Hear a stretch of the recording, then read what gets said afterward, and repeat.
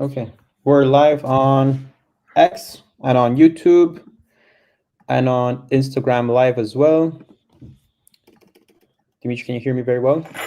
I can. Thank you very much. Just let me pin this in my X profile. Okay. Thank you very much, Rami.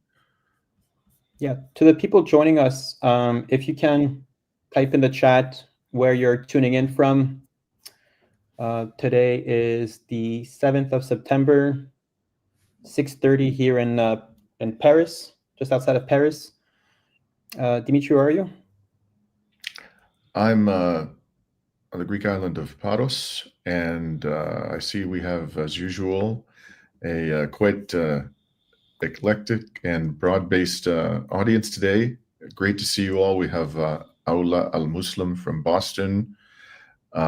We have greetings from Quito, Peru, Michigan, Fort Lee, Baruqua. I think I'm mispronouncing that. We have someone joining us from Nagaland, India at 10:02 p.m. Thank you for coming to us this late hour. Edgar from Brooklyn, Maria, Three Doodles from England, and Susan Jaker from London, Ontario, my hometown. Hello, Susan. Welcome. And many more. So we are going to discuss today, broadly speaking, two topics. One is France, and the other is Palestine/West Asia. Rami, being in France, has had an opportunity to investigate on the ground the political unrest that is escalating in the country, and he's going to start our discussion today by sharing with us what he's learned.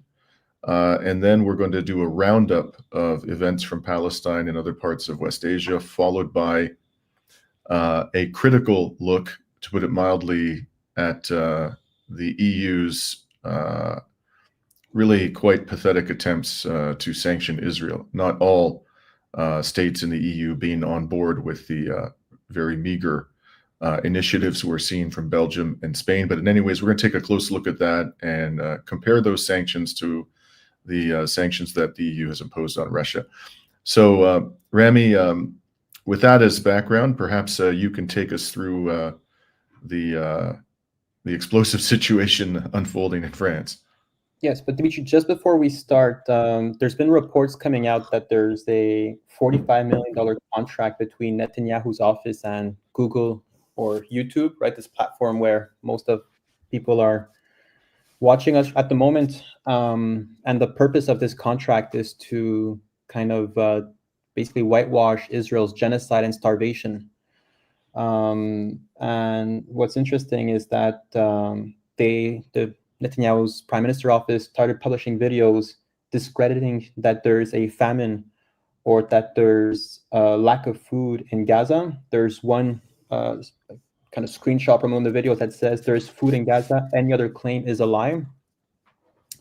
And I remember, Dimitri, maybe you could fact check me on this, but I remember reading about journalists during the Nuremberg trial that were arrested and tried for complicity in the crimes of World War II.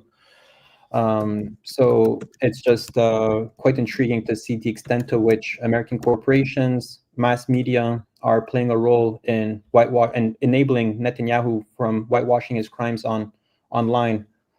And there's probably going to be definitely a precedent, or I mean, I expect lawyers to hold these corporations accountable. Of course, it will be very difficult. But yeah, Dimitri, that's just on the note of Nuremberg, you're absolutely right, Rami. Julius Sebastian Streicher was a German publicist, politician, and convicted war criminal, member of the Nazi Party. He was founder and publisher of the virulently anti-Semitic newspaper Der Stürmer, and he was tried and convicted of crimes against humanity during the Nuremberg trials and was hung by the neck until he was dead. A fate, frankly, which many of the most vile propagandists of the Netanyahu regime deserve every bit as much, in my opinion, as Julius Streicher. And he was not the only Nazi propagandist who was tried by the Nuremberg tribunals. So yes, so that's just a little. I mean, I think it's important to put some emphasis on YouTube's complicity as well in this genocide, as we're streaming on their platform, and hope to see more platforms rise up, with more ethical standards, to say the very least. So, Dimitri, I'm currently not exactly in Paris. I'm 2 metro stops away in a suburban region called Nanterre, which is right next to the financial capital of Paris, right? La Défense, where there's all the large towers. Dimitri, I believe you lived in Paris for a few years, so you probably maybe know these places. And while I was just walking around, Dimitri, I have an unhealthy habit of like walking 30,000 steps a day. I was seeing a lot of like graffitis honoring a man, well, a teenager named Nahel Merzouk. And I remember hearing briefly about Nahel Merzouk, who was killed by a police officer in France, in Paris. And seeing all these graffitis really made me like be curious and to reread about Nahel. And it turns out that he was killed right around the place that I'm staying in. Is my apartment unit, just a 5-minute walk. The police tried to arrest him as he was in his car, and then during the arrest, the police officer pulled out a gun and shot and killed him. It sparked large protests across France, protesting against police brutality, but also the natural dynamics between immigrant populations, diasporas, and the lack of investment and repression towards immigrant communities here in France, and the state racism that is pushed against Algerians, Moroccans, West Africans. And I think it's important to talk about all these immigrant communities all have a deep historical tie to France, one that was not chosen, mainly because France colonized North Africa, West Africa, actually large parts of Asia as well. And by exploiting all of those wealth and oppressing, I mean, there's 150 years of oppression here in Algeria, committed by France. Naturally, people will start migrating back to the empire, to the imperial core, as did many immigrant communities from Morocco and Algeria. And you cannot discount truly the colonial or neo-colonial history of France to the murder of Nahel Merzouk and the continuous repression of these communities here in France. And I think it's also important to recognize as well France has territories across the world. There's the French Guyana in kind of South America, but also there are 2 territories that the United Nations recognizes as illegally occupied, or that France is intentionally removing the self-determination of the Kanaki people. It's more known as New Caledonia in English, or French Polynesia as well, which is a separate territory. And these are just called territoires d'outre-mer in French, which means outer seas territories in English. In 1986, the UN put French Polynesia back on the list of non-self-governing territories, recognizing that it has a right to decolonization. And then since then, the UN has repeatedly called on France to allow self-determination through a referendum. France has never let the people of Kanaki nor French Polynesia to run a referendum in order to seek their self-determination. And then France, however, refused to recognize this UN designation and considers French Polynesia an internal matter. And I think these territories are 17,000 kilometers away from France. They're undoubtedly occupied and colonized. France has repressed the indigenous culture there and has been imposing French culture over them through schools and assimilating them. Although France currently has the audacity to criticize China or Russia, which are they themselves dealing with border disputes, who are seeking for, their own territorial integrity, yet France, that is colonizing territories and islands across every ocean, are the first ones to point the finger to others. And supporting the most aggressive colonizer in the world today, Israel. committing a genocide and, of course, a famine. And while I was here in Paris, Dimitri, I attended an event organized by a group called Vergès Palestine, a group of Palestinians here in France. And one of the events was a lady, a woman from Gaza, from a Palestinian girl who was born in Tunisia. Her family really believed in this mission that Palestinians should return. So in the 1990s, after the Oslo Accord, the family moved from Tunisia back to Palestine in Gaza. And she was telling her story how she had to leave Gaza after October 7th during the genocide. She was working for the French ministry. She was like probably the only person in Gaza working for the French ministry. And she was telling her story about how she was forced to flee. And I think it was very powerful to hear the first account of this Palestinian woman from Gaza, the atrocities that she's seen, the restrictions that Israel has been putting, but also the way the French legal system are trying to remove her Palestinian identity by giving her the status of apatride, which is kind of like a stateless person. Although she has a Palestinian passport, she clearly identifies as being Palestinian. But there's an ongoing challenge for Palestinians where our identity is trying to be revoked, right? So it's like we're fighting for the land, but also fighting for the ability to identify as Palestinians. And then more recently, in 3 days, right, on the 10th of September, there will be a very large strike.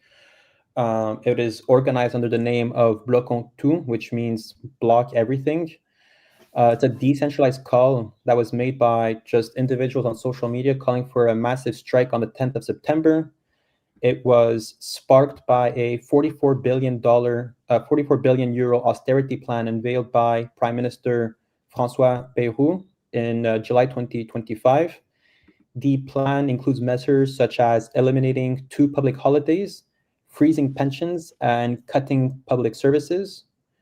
After gaining massive support by workers, by students, the workers' unions have decided to, and political parties have decided to back the call for the decentralized strike.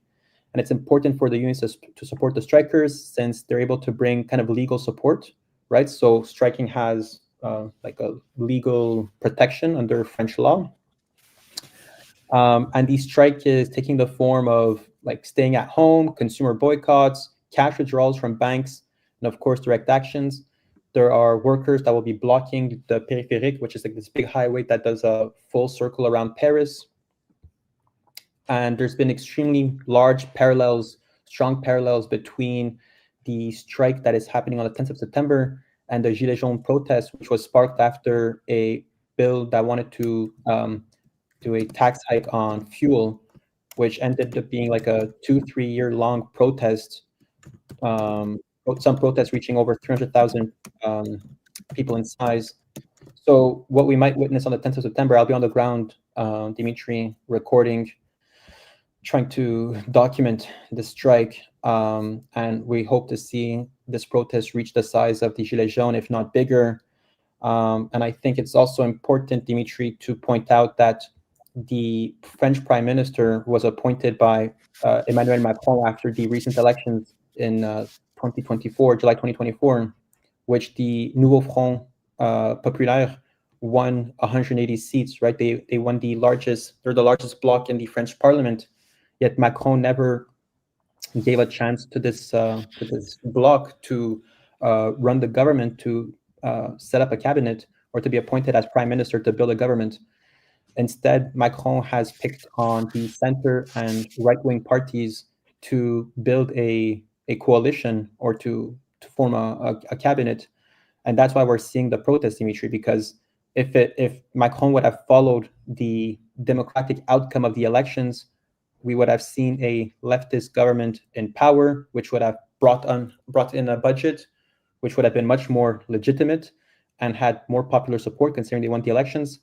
But sadly, or unfortunately, Macron decided to break the tradition of picking the winners of the elections to build a cabinet, and instead decided to just pick the center parties or right-wing parties to to form a government. Yeah. So the reportedly France's debt to GDP is now about 114%.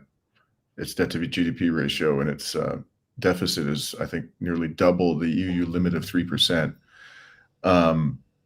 So it is under severe fiscal pressure. But at the same time, I understand, Rami, they've signed on to the insane notion of increasing their military spending to 5% of GDP. And your interactions there with people, I mean, obviously people are very unhappy with the cuts, social security to social programs, and, the loss of holidays, which the French, I remember living in Paris and Nice, the French cherish their holidays with good reason. People deserve to have robust holidays as far as I'm concerned. But, have they talked much about the flip side of this budget, which is this massive increase in military spending? Are you hearing people on the ground express outrage about that, or they focused more on the cuts in spending? So these protests are decentralized, Dimitri. So many people are attending these protests. There's going to be a Palestinian bloc at the 10th of September, right? I think there's a lot of parallels between the austerity measures, signing off to sending weapons to Ukraine, supporting America's war on Russia, and I mean the complicity of the French government on the genocide in Gaza. There will definitely be people from the Konaki movement seeking for self-determination and independence and freedom for the Konaki people.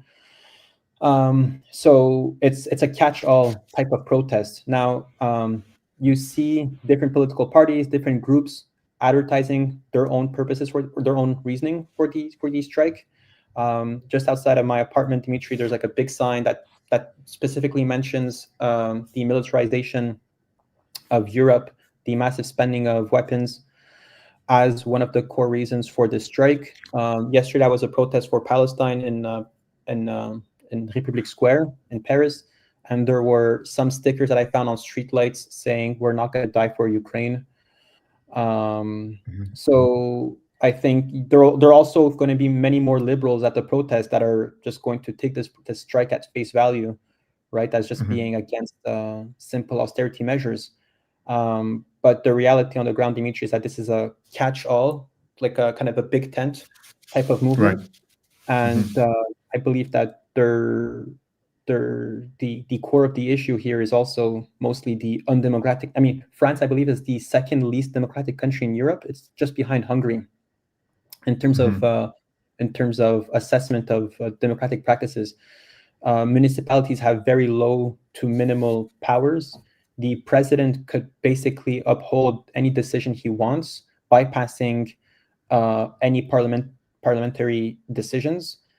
So, I mean, it's truly going to be a battle between the unions and the government. And we know that the French police is able to be extremely repressive, able to fight the protesters. I've attended my fair share of protests here in Paris over the last 5 years, Dimitri, and I've never seen as much tear gas being thrown around. Wow. So I think it's going to be quite an eventful day on the 10th of September. Now, I just have one other question, which I don't want to preempt the audience members who want to ask about this in the Q&A, but I saw one question about Jean-Luc Mélenchon, who is largely, I think, perceived, and with good reason, to be, he's the de facto leader of a political party called La France Insoumise, with good reason considered to be the de facto leader of the left in France nowadays. You didn't mention his name. Is he emerged as a leader of this protest movement, or is he sort of waiting in the wings to perhaps use this opportunity to empower the left? So recently, La France Insoumise ended up supporting the strike. Among other political parties, I believe the Communist Party in France, which has some form of representation in parliament and in certain municipalities, they have endorsed the protests.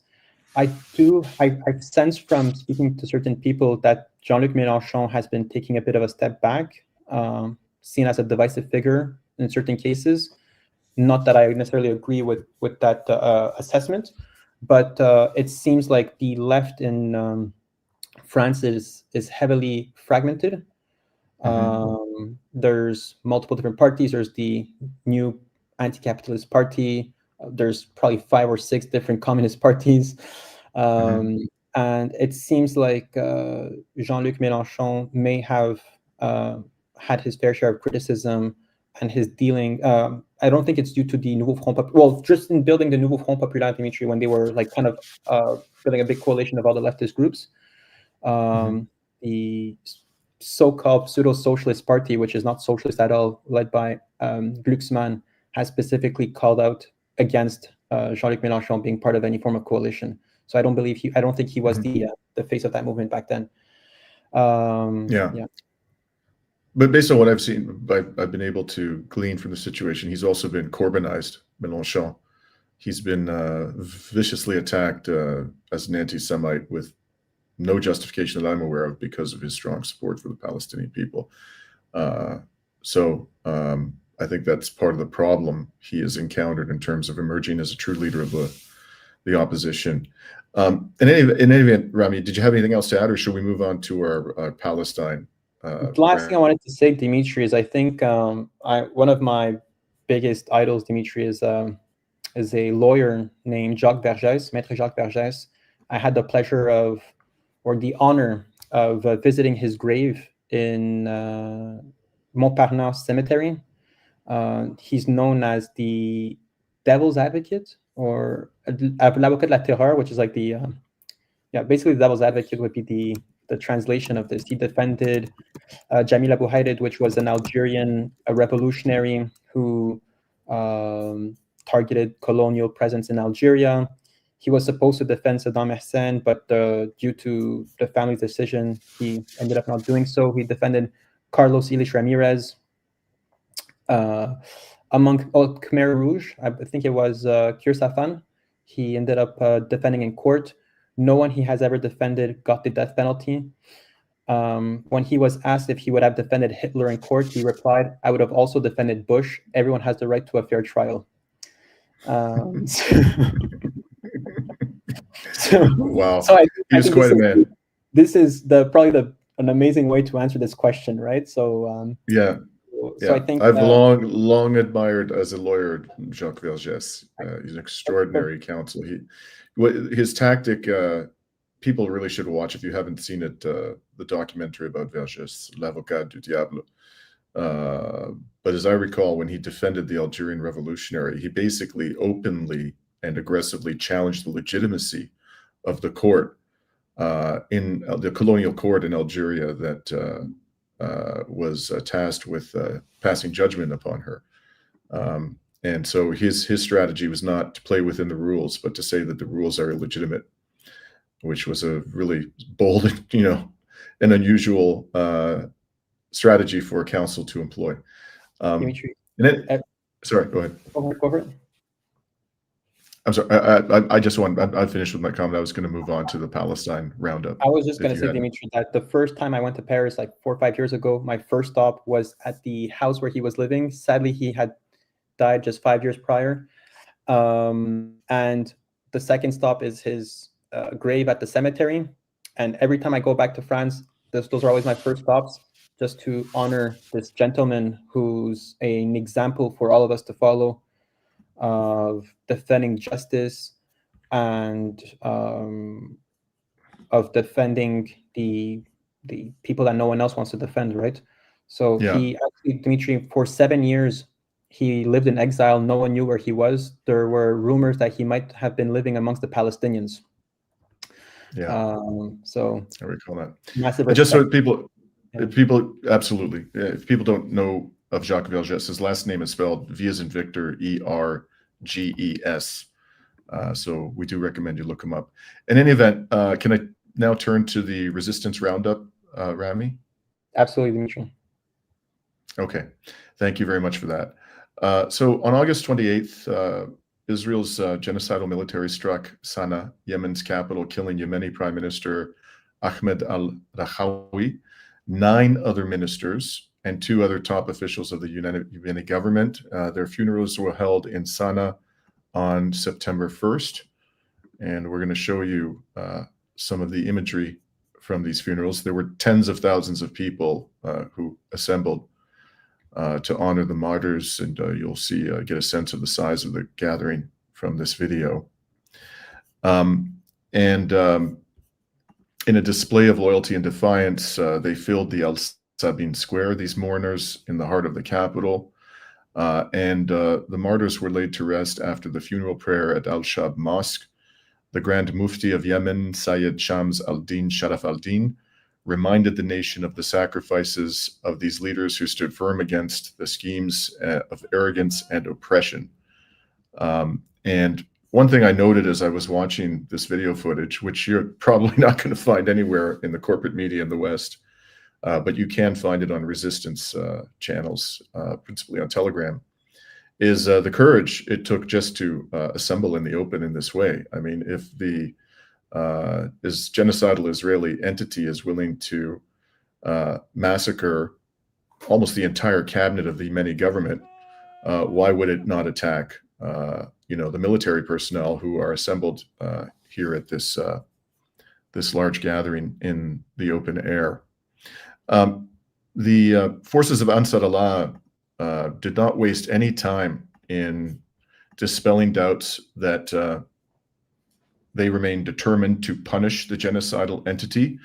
On September 3rd, Ansar Allah announced that in response to the crimes of genocide and starvation perpetrated by the Zionist enemy, the missile forces of the Yemeni military had carried out a qualitative dual military operation using 2 ballistic missiles, one of which was a Palestine 2 missile.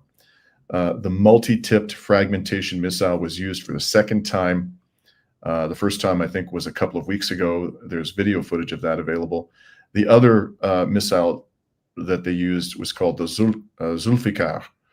The Yemeni forces said that in this attack, they targeted, quote, sensitive targets in the occupied Jaffa area. And they went on and said the operation successfully achieved its objectives and caused millions of usurping Zionists to rush to shelters and suspending airport operations. And I believe that was a reference to Ben Gurion Airport in Tel Aviv.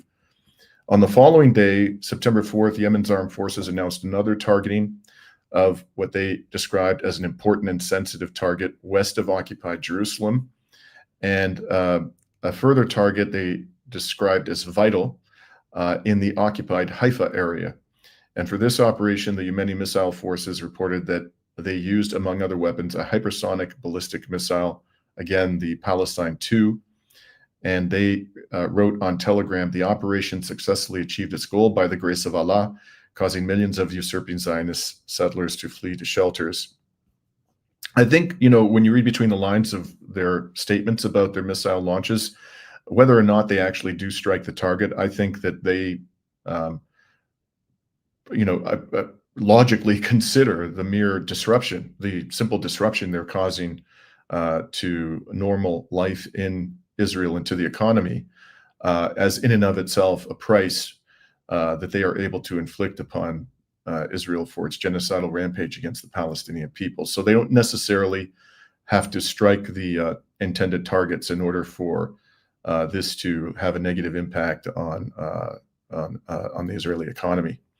On September 5th, the Israeli Occupation Army Radio reported that since Israel's strike on Yemen last week, the one that killed the prime minister and 9 other ministers, Yemeni forces had launched 7 ballistic missiles and 4 drones at the genocidal entity. So we have confirmation from Israel itself that Ansar Allah is continuing to carry out these attacks without any apparent reduction in intensity, and possibly even escalating them, as I'm going to mention in a moment, since the assassination of the prime minister.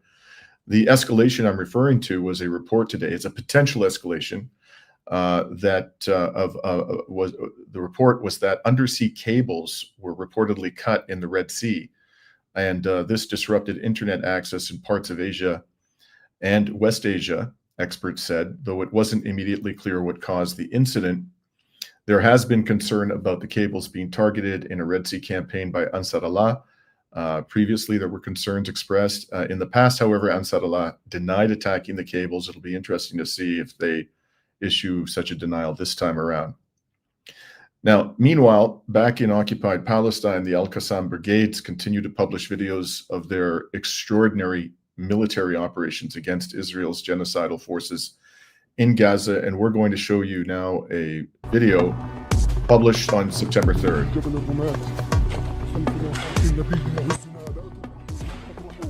So,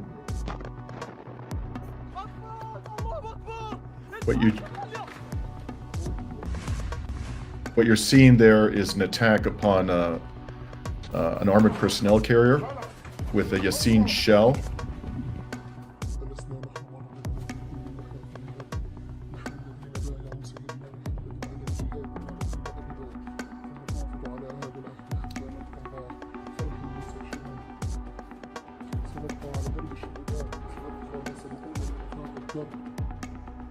Here they're monitoring, actually it wasn't an armored personnel carrier, I'm sorry, it was a Merkava tank and a troop carrier on Gabadi Street in Jabalia.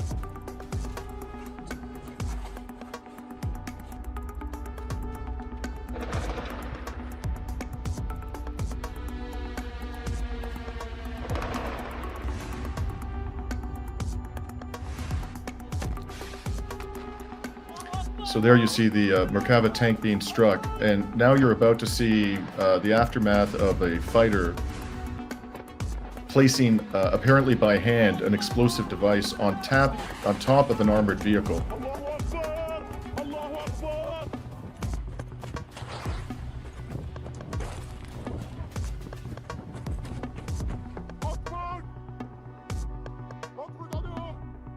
So there's the fighter running away after placing the device, the explosive device on the vehicle, and now the explosion.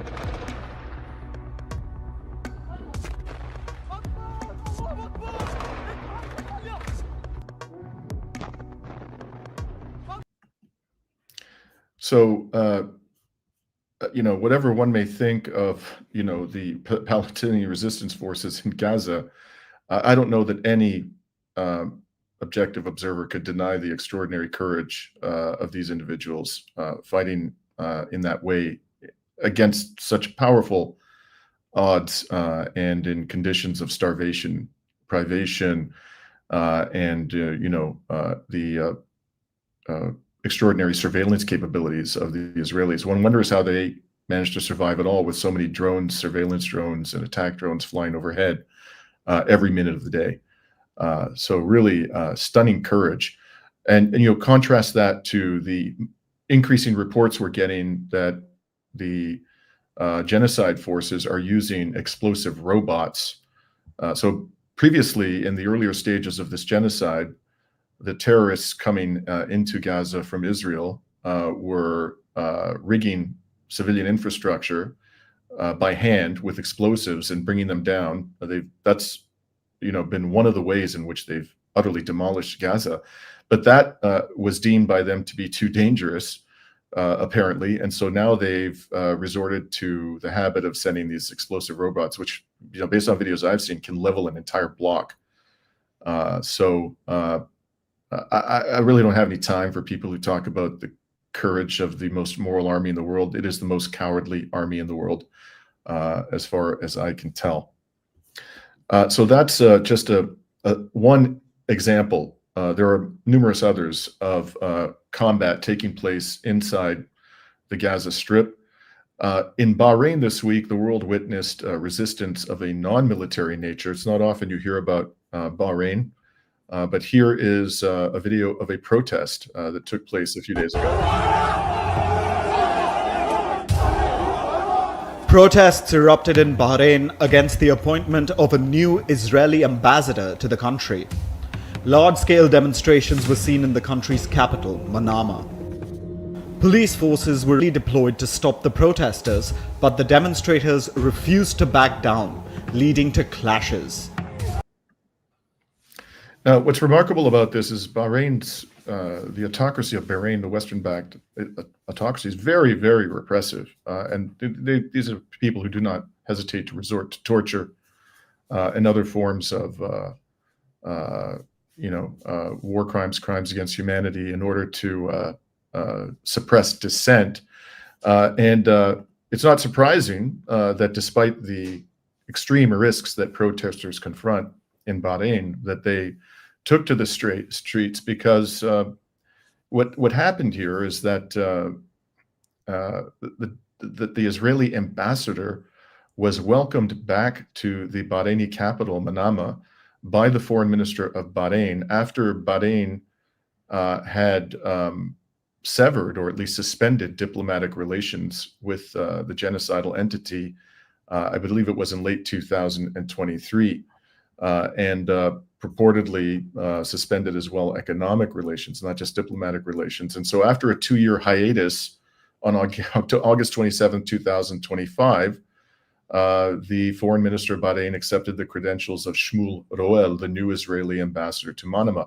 I mean, you would think that the case for terminating diplomatic and economic relations with Israel would be much stronger now than it was back in October, because Israel has killed so many more people and has embarked upon an open program of starvation. So what possessed the Bahraini government to reestablish diplomatic ties with Israel now? Not at all. Sorry, go ahead, Rami. Yeah, Dimitri, I think it's also important to mention that the Bahraini government is not really representative of the Bahraini people. The Bahraini people, which is overwhelmingly Shia, has stood firmly with Palestine, with Yemen, of course in Iran, while Iran was getting targeted during the Arab Spring, which at first had seemed to be organic. There were massive protests in Bahrain. These massive protests were cracked down. I believe it was around the time of this Formula One race that was supposed to happen there. And yet the protests were severely cracked down by the Bahraini government, by the Bahraini police, of course, because this Arab Spring was only supposed to spread where the Americans decided to, where this revolution would have been welcoming, right? So in Syria, in Libya. Right. So I think it's extremely expected to see the Bahraini people resist, and to also on their bigger mission to bring back a more democratic representation of their government, which is people.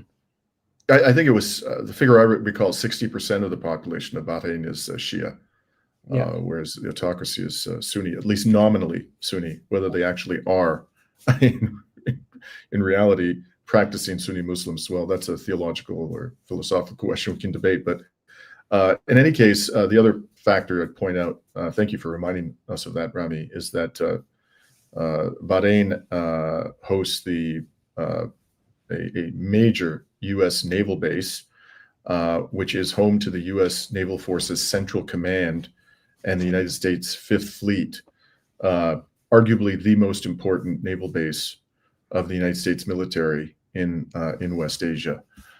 So I'm sure that it goes without saying that the Bahraini autocracy was under intense pressure from the Trump administration to reestablish diplomatic ties, and it looks like they capitulated, which is what puppets tend to do. So then returning to the question of Palestine, again, we're going to get to the question of sanctions in a moment, but I would just want to give people an update about most pressing news since our last live stream. The Palestinian Journalist Protection Center said that this past August witnessed killing of 15 Palestinian journalists by the terrorist Israeli forces, most of them in 2 horrific massacres while performing their field duties. In the latest documented crime, the center reported the killing of journalist Islam Abed, a correspondent for Al-Quds Al-Yum channel, on the evening of Sunday, August 31st. He was martyred along with the members of her family. She was martyred along with the members of her family in an Israeli airstrike on Gaza City. And this is by no means the first time that the family members of a journalist in Gaza have been killed along with the journalist. The center also noted that on August 25th, the Israeli army launched 2 strikes on Nasser Hospital in Khan Yunis. Many of you will have seen the video footage of that horrific massacre in which 5 journalists were killed. They were Mohammed Salama, Al Jazeera cameraman, Hossam Al-Mazri, Reuters cameraman, Mariam Abu Daka, Associated Press correspondent, Moaz Abu Taha, freelance journalist, and Ahmad Abu Aziz, editor of Quds Feed Network. So you'll see there no less than 3 of those victims came from major media organizations with a large presence in the West. And also, journalist Hassan Duhan was killed on the same day in a separate terrorist attack. 2 days earlier, the center documented the killing of journalist Khaled Mohammed al-Madhoun, cameraman for Palestine TV, who was slain in northern Gaza while carrying out his professional duties. And on August 19th, the Israeli terrorist military killed journalist Islam al-Kumi, who worked as a news editor and content creator for several media platforms. That in an airstrike on the Sabra area south of Gaza City. On August 10th, 6 journalists were killed in a strike near Al-Shifa Hospital in Gaza. These were Al Jazeera correspondent Anas Al-Sharif, a Pulitzer Prize winner, by the way, and Mohammed Koraika, photographers Ibrahim Zahir, Momen Alewa, and Mohammed Nufal, in addition to journalist Mohammed Al-Kaldi, who worked with the Sahad platform. Those journalists were killed when an Israeli strike targeted a tent designated for reporters. And with these crimes, the number of journalists killed in Gaza since the start of Israel's genocidal war has risen to 247 in less than 2 years. If you don't believe that Israel is intentionally targeting journalists, you need to stop drinking the Zionist Kool-Aid. Any comments there, Rami, before I move on? I mean, Israel has been on a mission of demolishing pretty much every single high-rise building in Gaza. I think we should also ask ourselves, what's the intention between, 247 journalists have been killed. I think that's the number you've said. Israel's biggest nightmare will be the day after the genocide, right? When people will be able to go inside. And I remember, Dimitri, when they were doing these like airdrops and BBC was invited into one of these airplanes, Israel was saying that, was telling the BBC journalists not to film Gaza. Just because the day these images reach mainstream media, the day, Dimitri, you and I could enter Gaza, we're only seeing a fraction of what's probably happening over there, right? Absolutely.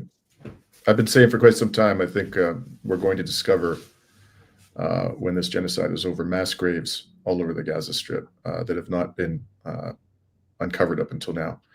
The horrors will be unspeakable, to be sure.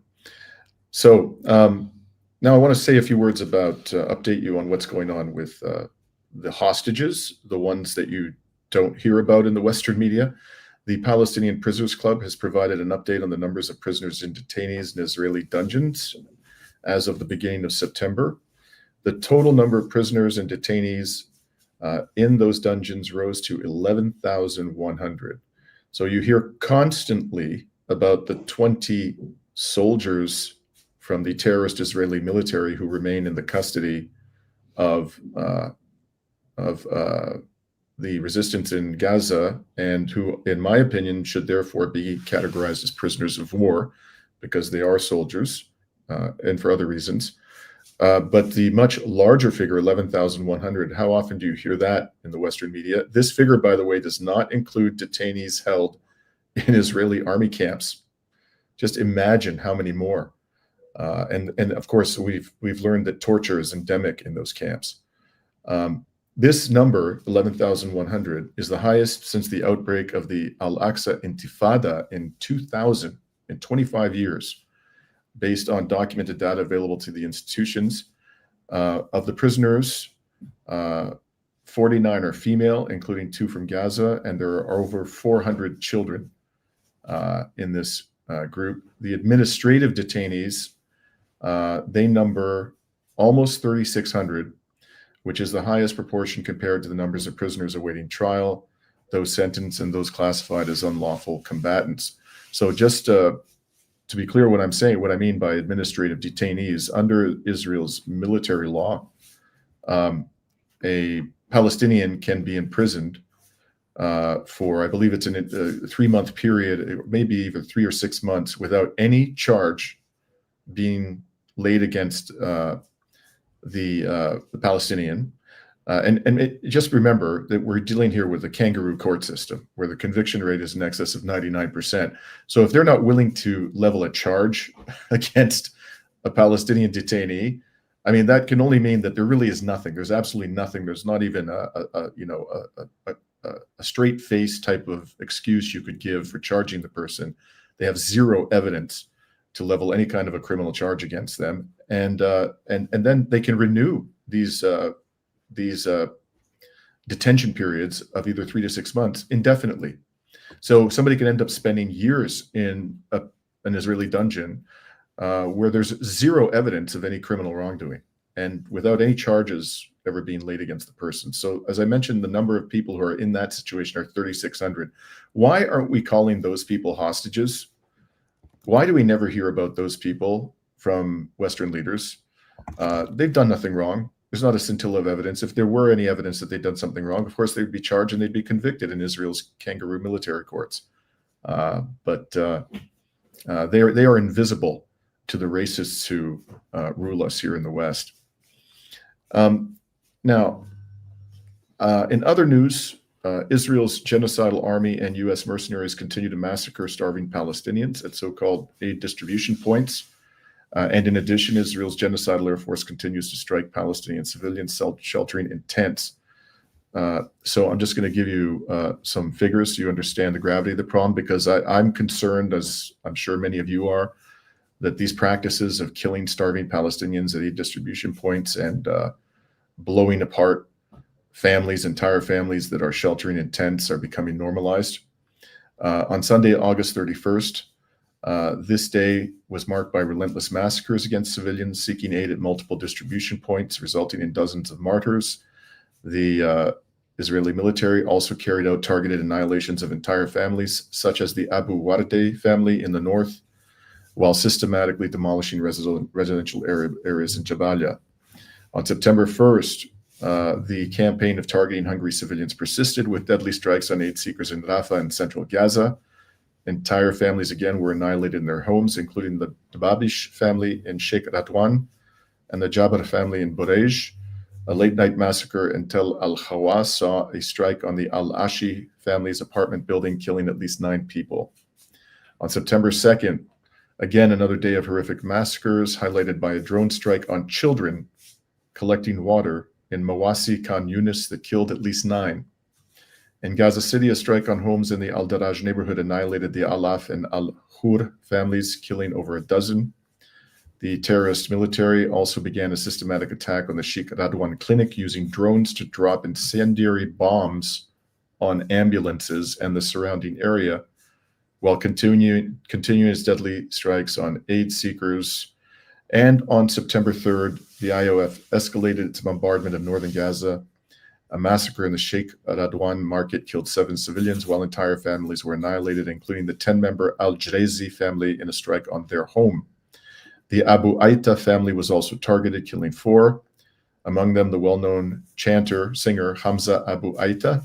Meanwhile, deadly attacks on aid seekers and demolition of residential areas continued unabated. Over 452 martyrs were killed over the first 4 days of September, including 138 aid seekers and 35 from famine. September 5th was the 700th day of the genocidal entity's war on the Palestinian people. Now, according to the Mariv Hebrew newspaper, Israel is paying itself a very considerable cost for these horrors. The genocidal army estimates that occupying Gaza City and fully clearing it, which is the stated objective, both above and below ground, in other words, into the tunnels as well as the infrastructure at the surface, will cost the lives of about 100 Israeli soldiers, in other words, terrorists, and will take at least a full year. So the cost will be considerable. Yesterday, September 6th, the Gaza Health Ministry announced that the number of martyrs from aid distribution who arrived at hospitals in the prior 24 hours was 23, with 143 injuries, raising the total number of martyrs who reached hospitals to 2,385. These are people who were killed at aid distribution points, 2,385, and almost 17,600 injuries at these so-called aid distribution points. Gaza Strip hospitals recorded in the prior 24 hours, so September 5 to 6 new deaths due to famine and malnutrition, including 1 child, raising the total number to 382 deaths, including 135 children dying of starvation. Also yesterday, the Gaza Health Ministry announced that the official death toll from Israel's war on Gaza had risen to 64,368, with 162,367 injuries since October 7th, 2023. These are only the deaths and injuries that are known to the Gaza Health Ministry. When you add in the people who have been who were not able to be recovered from under the rubble, who died there, the many who have undoubtedly been killed in parts of Gaza that are inaccessible to emergency workers, and all of the Palestinians who have died indirectly, for example, from preventable disease, dialysis and so forth. Yes, absolutely. Cancer treatments not being administered. We are unquestionably north of 100,000 dead, unquestionably, and we may well be far above 200,000 at this stage. And Dimitri, I mean, obviously they're killing journalists, so it's more difficult to gather the facts and the evidence of all these crimes. But also, 2 days ago, the U.S. announced that they will be sanctioning Palestinian rights groups for supporting the ICC Israel probe. So just the fact of gathering evidence that will then be used in the case of an eventual ICC trial, there's already a lot of friction and restrictions and repression for people for these fact-finding missions. So it's going to be extremely difficult to see what's happening on the ground, especially with all these sanctions on these human rights groups. It's the Al-Haq, Palestinian Center for Human Rights, and El Mizan. They're all being sanctioned. So, yeah. And I see in the comments, there's a very important debate going on there to some degree. And it's people often say, why do we even bother citing the Gaza Health Ministry's number? Because it paints a false picture of what is happening. I myself, I don't know. I mean, I'm troubled by that question. I don't know myself what to do. On the one hand, I'm loath to ignore that number because they are able to back it up with documentation identifying the victim. On the other hand, I am very concerned about, as I'm sure many of you are, about the public relations impact of quoting that number, a number which is unquestionably a fraction of the real death toll. The struggle we're having, of course, is that we just don't know what the actual death toll is. We can't say with a high degree of confidence. All we can say is that it's a lot higher than the Gaza Health Ministry's number. So I understand that's a very difficult question that we, as journalists, grapple with when we cover this horror. So again, on the other side of the coin, on the genocidal military side, they're suffering steep losses, and I've reported and argued that they're underreporting them. Today, September 7th, in a joint statement, Israel's so-called defense minister, Israel Katz, and the depraved psychopath Bezalel Smotrich, the finance minister, announced the creation of a public committee to formulate recommendations to expand Israel's national response for treating and rehabilitating wounded Israeli terrorist soldiers amid what officials describe as the fastest rise in casualties in the history of Israel's wars. And this is coming from Israeli media. This is not resistance media. According to the Defense Ministry's Rehabilitation Department, by 2028, some 100,000 wounded are projected to be under its care, including around 50,000 suffering from psychological trauma. If anything, folks, that's going to be an understatement. We know the propensity of the Netanyahu regime to lie. So I would assume that those numbers are actually well below the real figures. And on top of this, anti-government protests continue to rock the genocidal Israeli entity. We're going to show you a little bit of that. Boiling over in Jerusalem as protesters clash with police outside the residence of Prime Minister Benjamin Netanyahu. What began as a day of demonstrations near the Knesset has escalated into one of the most intense shows of public anger Israel has seen in months. Thousands of citizens filled the streets demanding government accountability and answers about the ongoing war in Gaza and the fate of hostages still held by Hamas. Families of those hostages joined the rally, thanking the public for their support, but accusing Netanyahu of abandoning their loved ones. Their frustration echoes the growing national sentiment that Israel needs a deal to bring the hostages home and end the war. So I'm going to quote just a few excerpts from a Times of Israel article today, incredibly long. It just went on forever, discussing what happened at a protest last night near Netanyahu's residence. The protesters, according to the Times of Israel, charged Netanyahu with willingly sacrificing their loved ones in a bid to cling to power. They held a banner reading, quote, "Government of the shadow of death," close quote, and chanted, "Why are they still in Gaza?" As they walked, Ora Rubenstein, the aunt of prisoner of war Bar Cooperstein, addressed Netanyahu directly, saying that they were, quote, "not anarchists. We are not right-wingers, not left-wingers. We are families, and our demand is that you return all of them now." The mothers of abducted soldier terrorists Matan Angrest and Nimrod Cohen addressed the crowd as well. At the top of the address, Anat Angrest tore up her prepared remarks and instead told the crowd that defense officials had recently contacted her to explain the risks associated with the expanded operation in Gaza City. She said that she was informed that, quote, "the risk has already increased in recent days as a result of the IDF's activities prior to the maneuver and was increasing with each passing day." And she said to the crowd, quote, "the prime minister decided to implement the Hannibal protocol on my Matan, on all the hostages." And for those of you who don't know, the notorious Hannibal Protocol is a military order officially repealed in 2016, but I think quite clearly employed on October 7, 2023, that granted troops broad permission to do whatever was necessary to prevent the kidnapping of a fellow soldier, including actions that would put the lives of these soldiers at risk. And so the mother of Angres went on to say, quote, "Mr. Prime Minister, as a father to children, you are separating me from Matan from his freedom, his life from his death. This is not a threat, Mr. Prime Minister. If something happens, you will pay for it. This is a mother's word." And another mother, Vicky Cohen, similarly cautioned the premier that if anything happened to her captive son, she would, quote, "make sure that you don't have a minute of peace for the rest of your life," close quote. Cohen noted to the crowd that there was a full deal on the table with Hamas that would secure the release of every one of the hostages, but that Netanyahu was refusing to sign off on it. And she said, quote, "Hamas demanded a partial deal. He, Netanyahu, demanded a full deal. And when Hamas agreed to a full deal, he demanded a partial one and ramped up this unnecessary and political war. My son can return home tomorrow morning alive, and the prime minister is undermining this.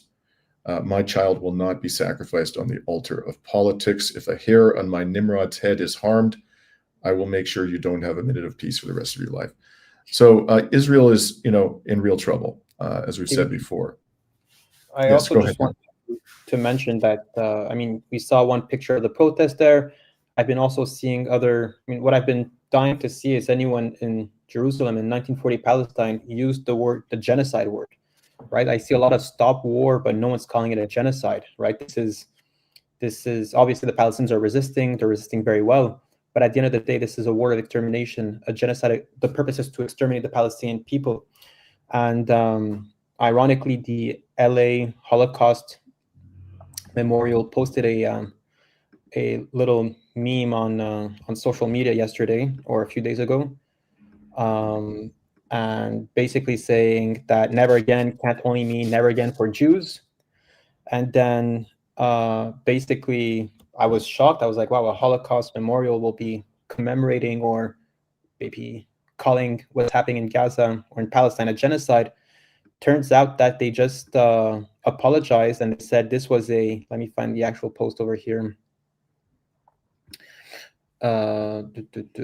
It says Holocaust Museum LA, the first survivor founded and oldest Holocaust museum in the country, is committed to its core mission to educate, commemorate, and inspire. We recently posted an item on social media that was part of a pre-planned social media campaign intended to promote inclusivity and community that was easily open to misinterpretation by simply a political statement reflecting the ongoing situation in the Middle East. That was not our intent. So, I was not sharing it actually. So this is just to show Dimitri that it's, within Zionist networks, right? Within, clearly there's no way people could ever show any form of, they cannot call it a genocide. And they've retracted the slightest statement showing any form of support for Palestine. That's the amount of pressure that they're putting to control their narrative and to keep their ranks under under the hook. Yeah. It's you probably know this, Rami, but there's a member of the Knesset, I think his name is Kassif, who has been heroically, Ofer Kassif. You interviewed him, no? No, I haven't, but I really appreciate the opportunity to do that. He represented Hadash in the Knesset since April 2019. Very early on. Yes, he did. And he's been it. suspended. Has he not been suspended from the Knesset? I believe so. Yeah.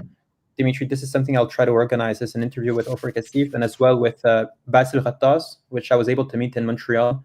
He was imprisoned for bringing cell phones to Palestinian prisoners using his diplomatic immunity, his political immunity in so-called Israel. And he's been posting a lot on social media, calling it a genocide in Arabic, also I believe in Hebrew. So, right. But again, these are very fringe parts of, let's just say, like Israeli society or whatever you want to call it, right? And the polls show, very clearly from sort of mainstream polling firms in Israel that the vast majority of the Jewish population supports what Israel's genocidal regime is doing to the Palestinian people. A substantial portion of the population thinks it's not harsh enough. And you've seen images, I'm sure, of Israeli civilians, so-called civilians, destroying aid on humanitarian lorries that are waiting to be given permission to enter Gaza. Literally just wrecking urgently needed humanitarian supplies. But there are people, a small number of them, and as far as I can tell, they may be becoming more vocal in Israel. You do sometimes see protests, people calling out the genocide, but they're few and far between.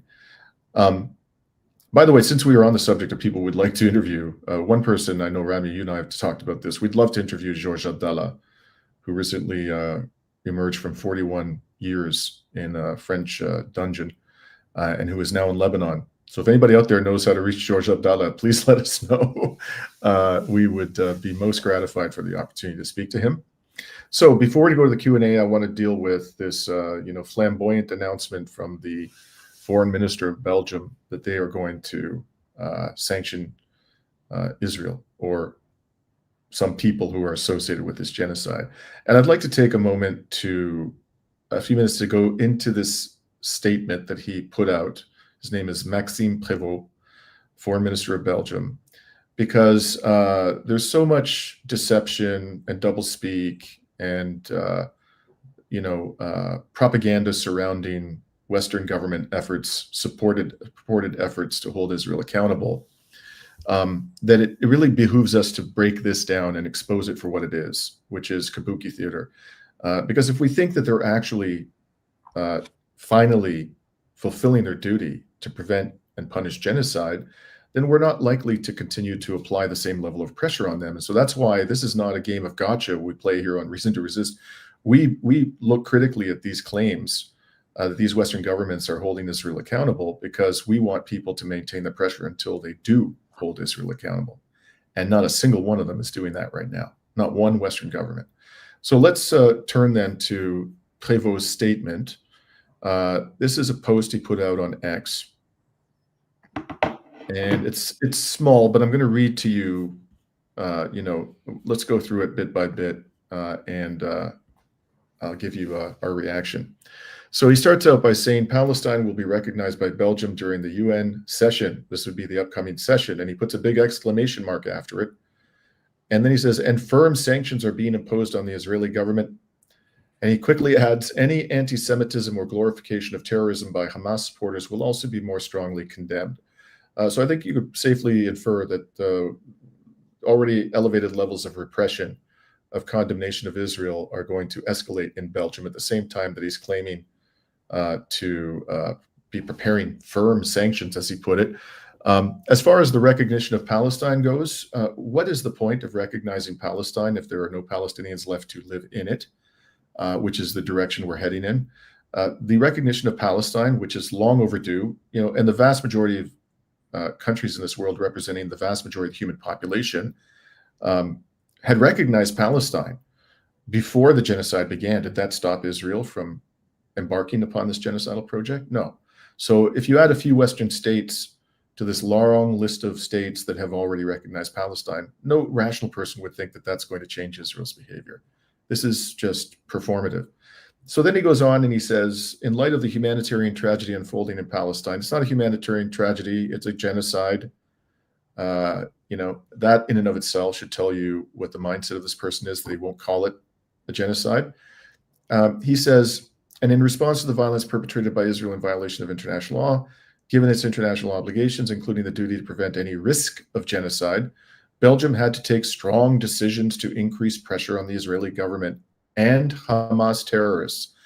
He's calling Hamas fighters terrorists, but doesn't use that word to describe Israel's military, even though it has killed vastly more civilians than Hamas is alleged to have killed. And then he says, this is not about sanctioning the Israeli people, but about ensuring that their government respects international humanitarian law and taking action to try to change the situation on the ground. Well, as I just mentioned, the vast majority of the Israeli Jewish population, and these are the only citizens who matter to the Israeli government, actually support what their government is doing. There are exceptions, but if they don't feel the pressure, if the large number of people in Israel who support this genocidal project don't themselves feel a cost for what is being done to the Palestinian people, the chances that you're going to force the Israeli government to change course are slim to none. So then he goes on, he says, 12 firm sanctions are being implemented at the national level, including a ban on importing products from the settlements, a review of public procurement policies with Israeli companies, restrictions on consular assistance to Belgians living in illegal settlements under international law, potential judicial prosecutions, bans on overflights and transit, and the designation of 2 extremist Israeli ministers, several violent settlers, and Hamas leaders as persona non grata. Why would you only bar the importation of products from Israel settlements? The vast majority of Israel's exports come out of the 1948 boundaries of Israel, not out of the settlements. And this is not going to impose the kind of cost on Israel that is likely to cause the government to change course. There should be a trade ban with a possible, I could certainly countenance myself, an exception for humanitarian needs for medical supplies, for example, things that are needed for humanitarian purposes, things that are not dual use. I could see that being exempted from a trade ban, but really there should be, subject to those limited exceptions, a complete ban on all trade with Israel. And then he said they're going to sanction 2 ministers. Presumably that's Smotrich and Ben-Gvir. Every single minister in Netanyahu's cabinet is a genocidal war criminal. I mean, and Netanyahu himself is under indictment. Sorry, go ahead. And the opposition, yes. The opposition is coming. Exactly.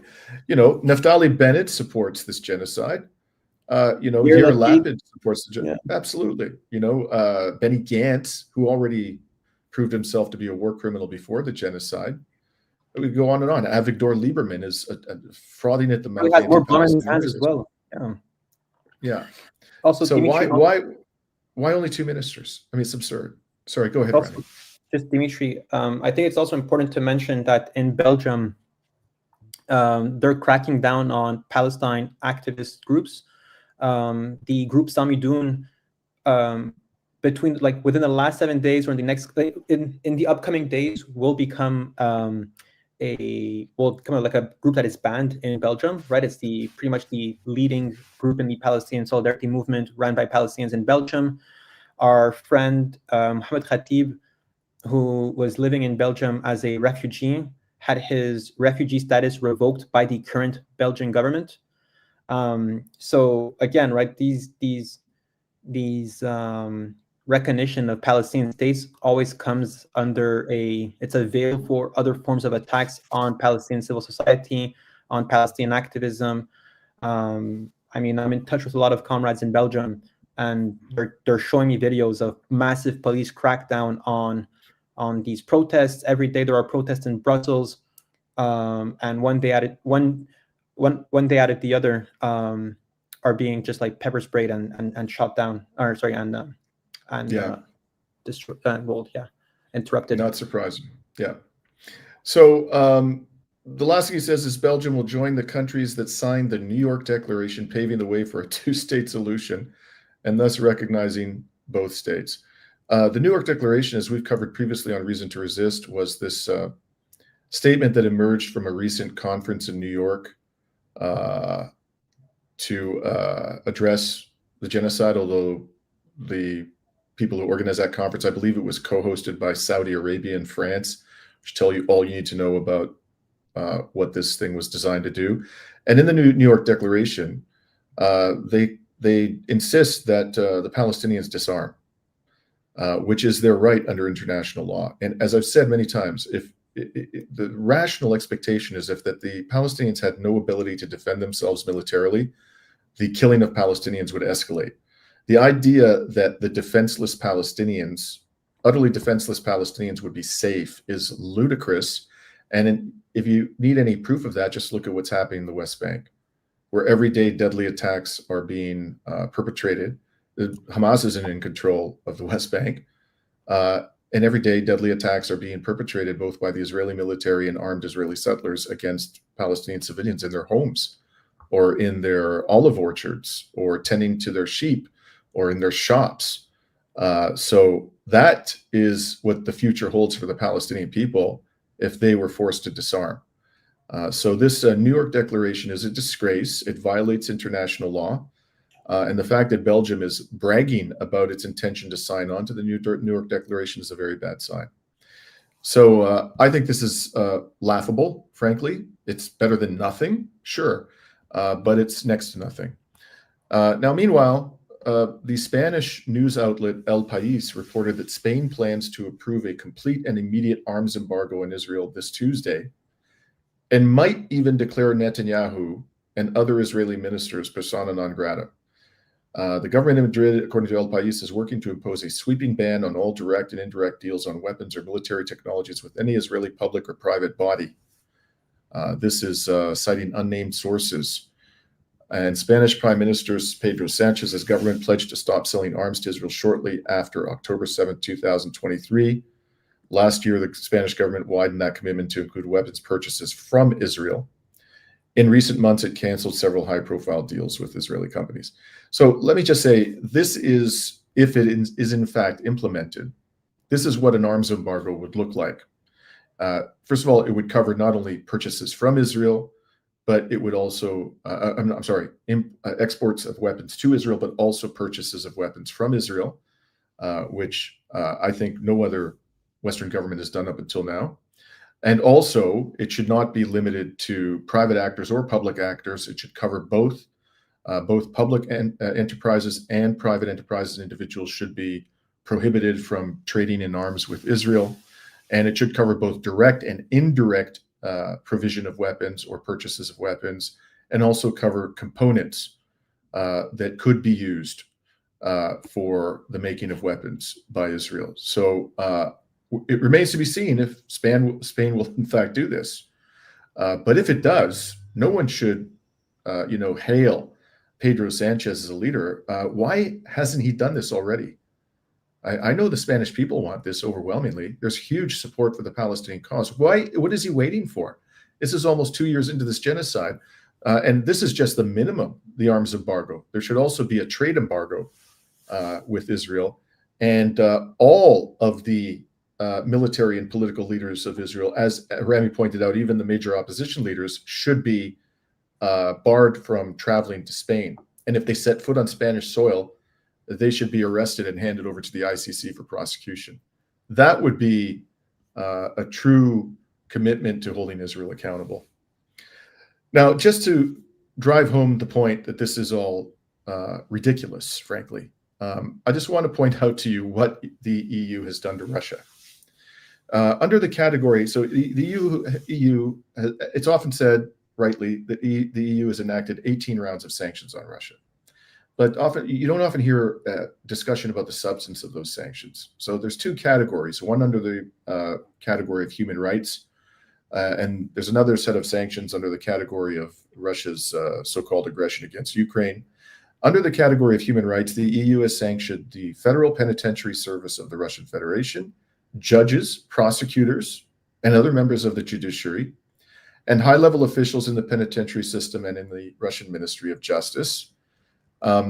The EU's country-specific sanctions regime also allows the EU to target those who provide financial, technical, or material support for or otherwise involved in or associated with people and entities committing human rights violations in Russia. This regime introduces trade restrictions on exporting equipment which might be used for internal repression, as well as on equipment, technology, or software intended primarily for use in information security and the monitoring or interception of telecommunications. I'll just pause there for a moment.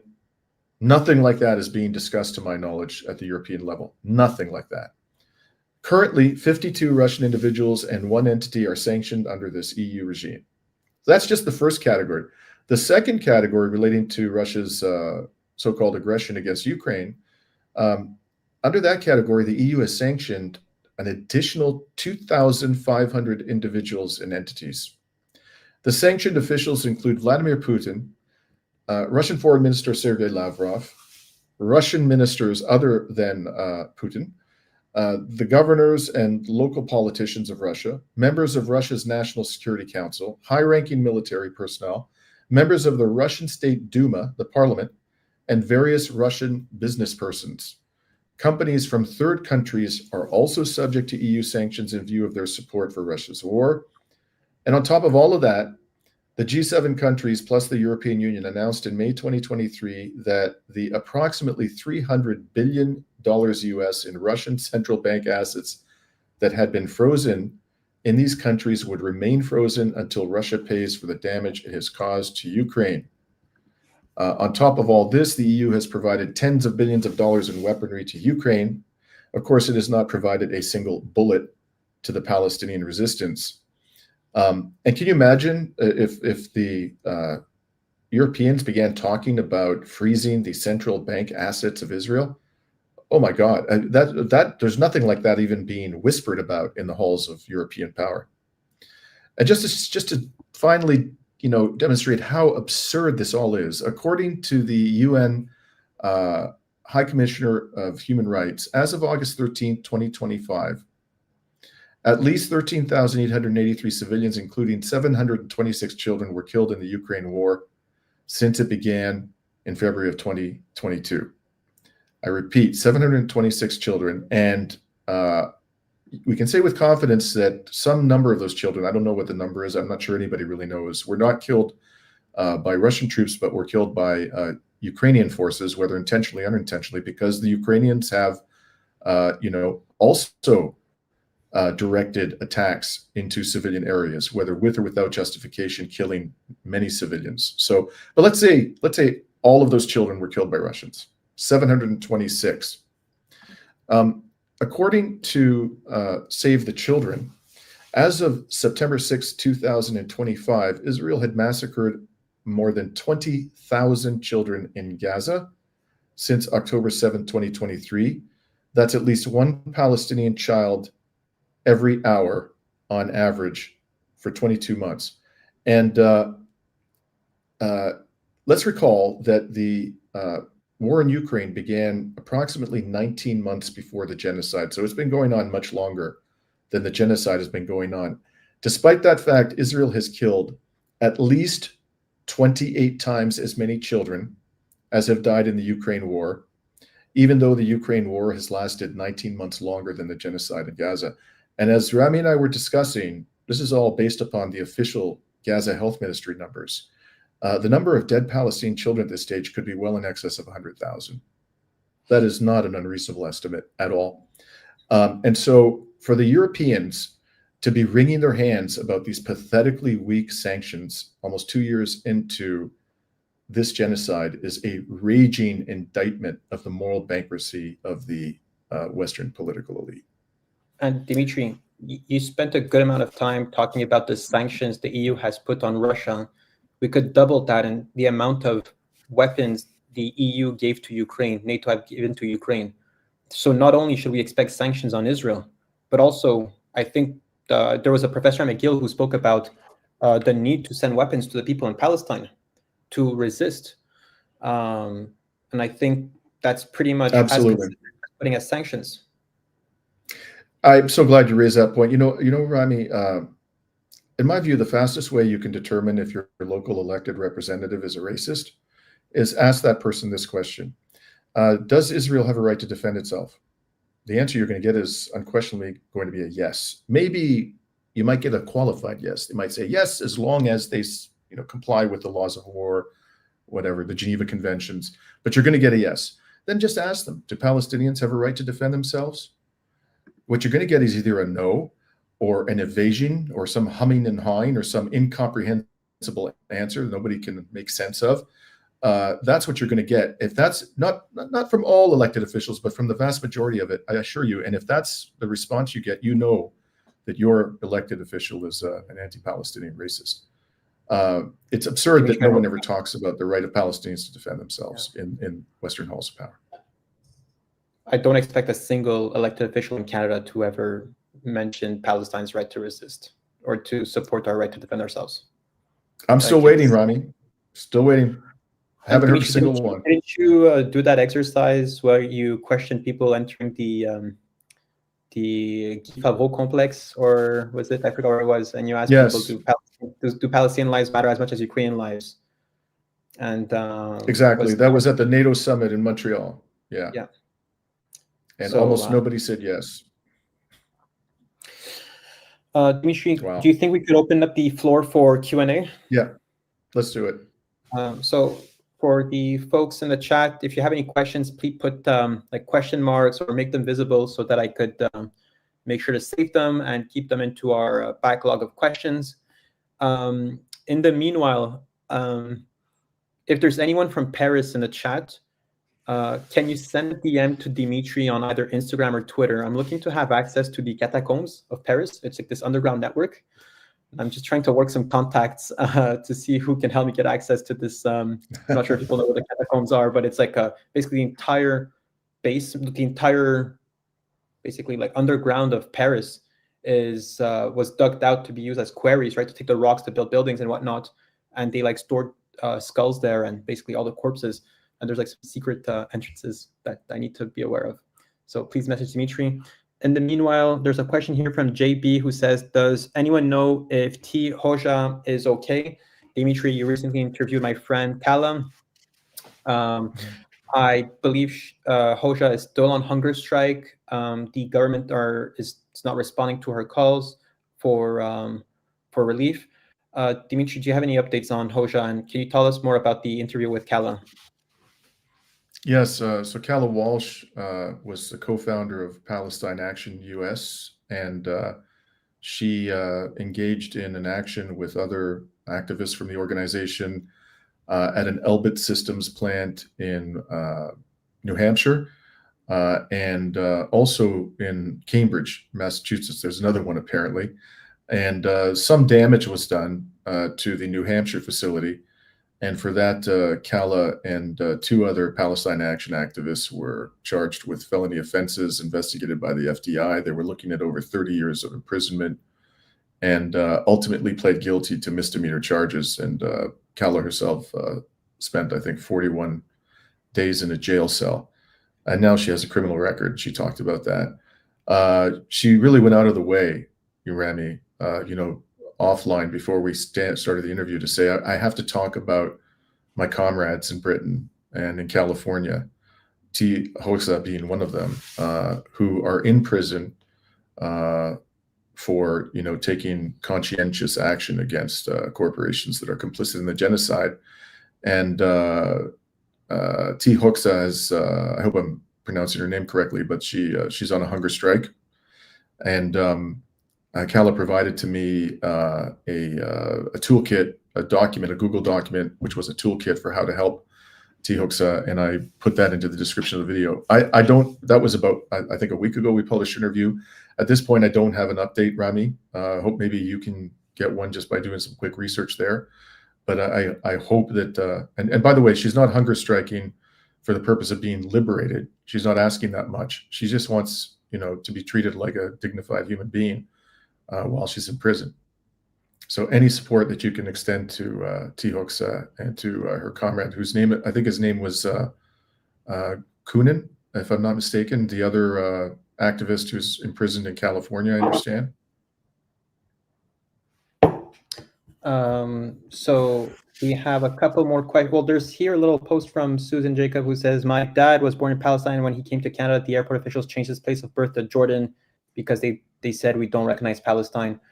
I remember in high school, I had a French teacher. I said I was Palestinian. She's like, but Palestine does not exist. And she insisted. And it was quite a thing, right? This erasure of Palestinian identity started, I mean, long ago. So then we have... There's an interesting question from Eve about Eve Engler. I don't know if you can see that there. I think I did save it. No, I can just read it to you. Okay. This is from Padlin Loon.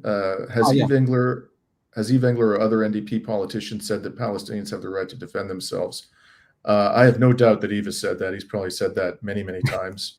The other two candidates who I understand have entered the race are Avi Lewis, whom I know personally, very principled individual, and has been outspoken in defense of the Palestinian cause, and Heather McPherson, who is the former justice critic for the NDP, was up until very recently, and she has been, quite critical of Israel too, but I don't think she has been as outspoken as Avi, and certainly not as outspoken as Eve. To my knowledge, I've never heard either Heather McPherson or Avi Lewis say that the Palestinians have a right to defend themselves militarily with arms. I wouldn't be surprised if Avi has said it. He might have said it, but I've never heard it. I would be very surprised if Heather McPherson said such a thing. Dimitri, I believe around October 7th, Naomi Klein and possibly Avi Lewis condemned the resistance in Gaza. But you might have to fact check me, Dimitri. Mm-hmm. Yeah. So anyways, I know Eve Engler has been in the trenches with you, Dimitri. I probably trust him as much as I trust you. So I have no doubt at all in Eve's unconditional support for the liberation of Palestine and the Palestinian people. Yeah. Dimitri, any news on the flotilla? Also, were you invited? Did you consider being part of this flotilla? I know you've been part of maybe 2 or 3 other ones. Mm-hmm. I've been on 2, and I won't get into the details of that because it's a long story. But I was going to go on a planned flotilla leaving from Istanbul last year, but due to some shenanigans of one of the countries whose vessel was involved. It wasn't its vessel. The vessel had its flag.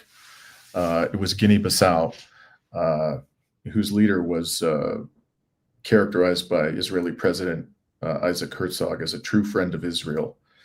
He withdrew the flag from the vessel at the 11th hour, and for that and other reasons, the whole mission kind of collapsed. So I wasn't able to go on the most recent one.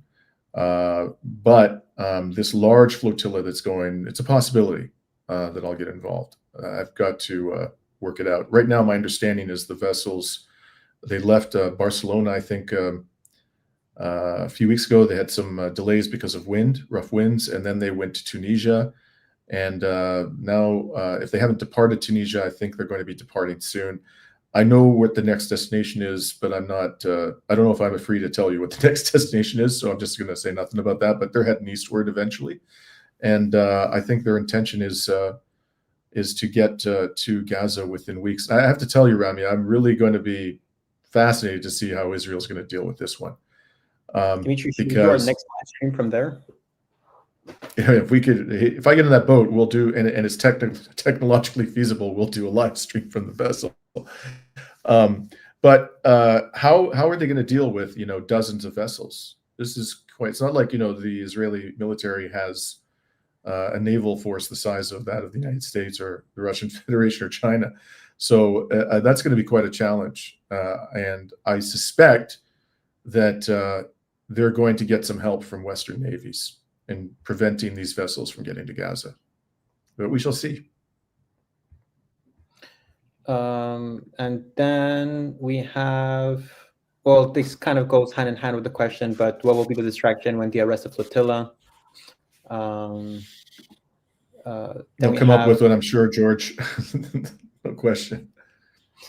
Rami. I might have tips for you. Please send over the tips to Dimitri's Instagram account or Twitter for the Catacomb of Paris. Then we have Kelly McGuire says, "Can I come to? Please DM Dimitri on either Twitter or Instagram, or we can make it happen." Dimitri, do you think Canada acknowledging Palestine is something with weight and gravity, or just token gesture lip service while Canada is still supporting Israel and ethnic cleansing? You kind of already spoke about this, Dimitri, but is there more you want to say about this? Yeah, I will. Thank you, Brett. This is if this was being done in conjunction with the kinds of sanctions that Canada has imposed on Russia, and Canada has imposed comparable sanctions on Russia as comparable to the EU's. If it was being done in conjunction with that, I would say that is significant. It's not purely symbolic, but Canada's not doing any such thing. In fact, the Canadian government just got caught red-handed by some intrepid investigative journalists, allowing military equipment to be shipped to Israel after saying or trying to deceive the public into believing that they'd brought that to an end. And the specific equipment, I mean, there were bullets involved. There were components, I think, that were being used in the Iron Dome missile system. And that's what we know about. So this is all performative on Canada's part. And it's simply an attempt to persuade the millions of Canadians who are irate about this that Canada is doing something when it's doing nothing. Dimitri, should we end this live stream? Sure. If you don't see any other questions at this moment, yeah, I think we've been going for quite some time. Yeah. And want to thank you all for joining us again. We're trying to expand our team, and we are in the process of expanding our team, and hopefully we will be in a position soon to do these live streams more frequently than we have been doing in the past. We certainly want to be able to do at least one a week because we really enjoy the opportunity interacting with the audience. All right, folks. So it was a pleasure. Make sure to subscribe on YouTube, Telegram, Instagram, Twitter, Rumble, among others. It was a pleasure, folks, and see you next week. Peace out.